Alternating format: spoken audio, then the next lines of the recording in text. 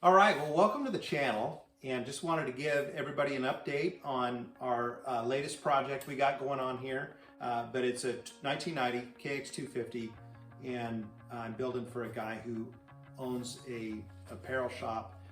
The story behind this project is a guy that I met back in February owns a vintage motocross apparel business and rent some space down there off the main drag in San Clemente, and went in there and struck up a conversation with him one day and said I'd really like to. He had a 92 RM250 and a 89 CR125, and so we were just chit-chatting, and he said I'd really like to add a KX to my collection, early 90s KX. And he's just a few years older than me, so we're from quasi the same era.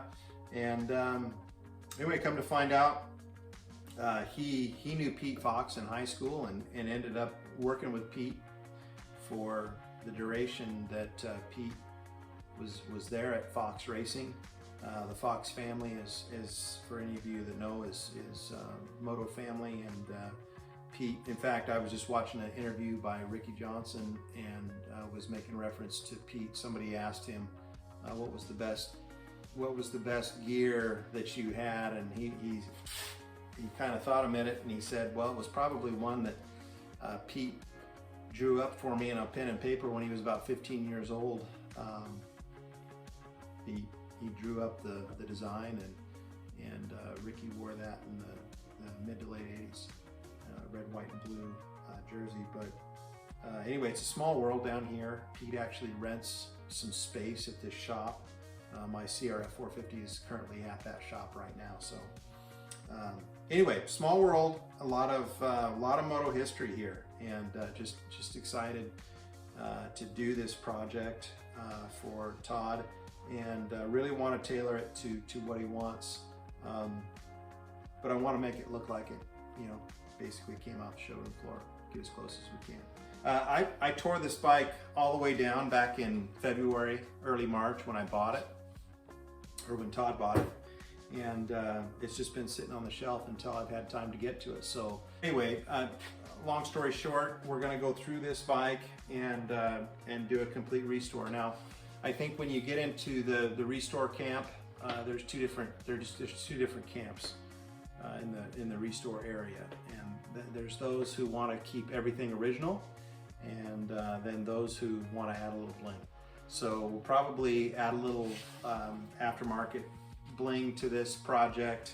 Have a lot of the stuff on order already, but really want to get the bones working really well. So starting with the wheels, I'll be doing the wheels here. Probably tonight I'll start pulling the bearings. This is an evening project for me, and I'm hoping to be done here in the next month or so. So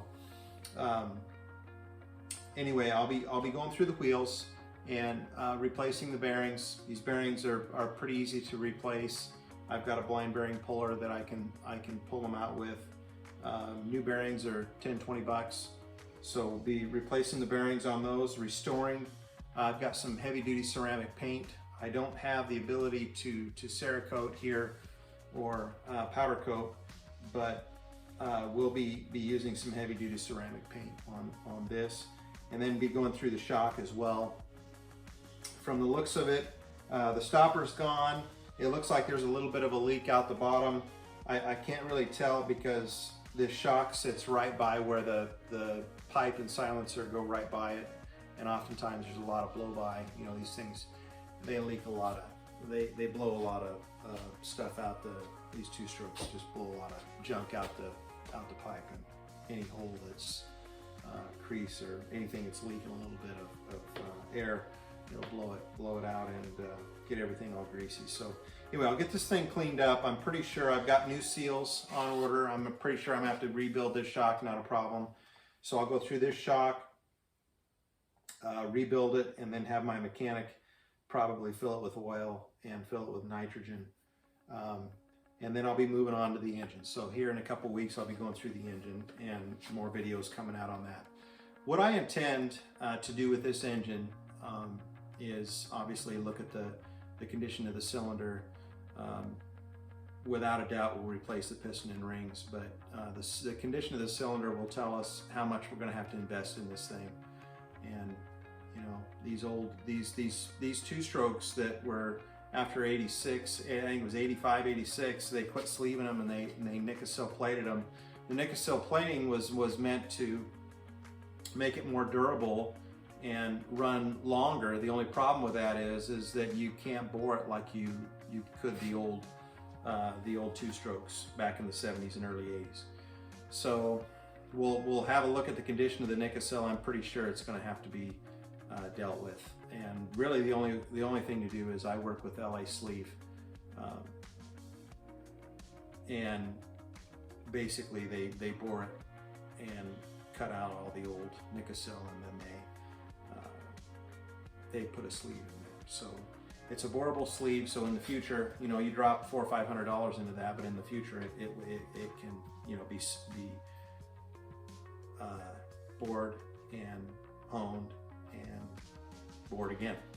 So gives you good foundation to go from. The other thing is there's a lot of oil leaking around here, and I bought it off a kid and his dad that were from India, and they didn't lend me to believe that they were really knowledgeable in how these things ran, and they said they ran it low on oil. I never started it, never wanted to.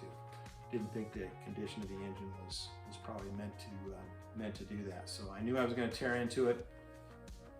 So anyway, I'll be going through probably splitting the cases on this and just at the very least inspecting and having a look at the condition of the crank.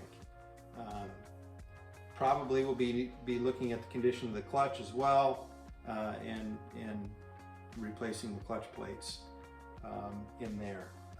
Condition of the water pump, I'll be taking note of that as well. So going through the water pump, the power valve, everything else, and just really inspecting it. New gaskets throughout as I seal it back up and put it back together, and then you learn a lot when you go into these things. So anyway, I hope to learn quite a bit about a Kawasaki. Never done Kawasaki. I'm kind of a Honda man myself, but picked up this manual. Again, I'll mention that if any of you are into anything like this Climber's manual is probably the best reference that you can get in working on these older 2-stroke or even 4-stroke bikes.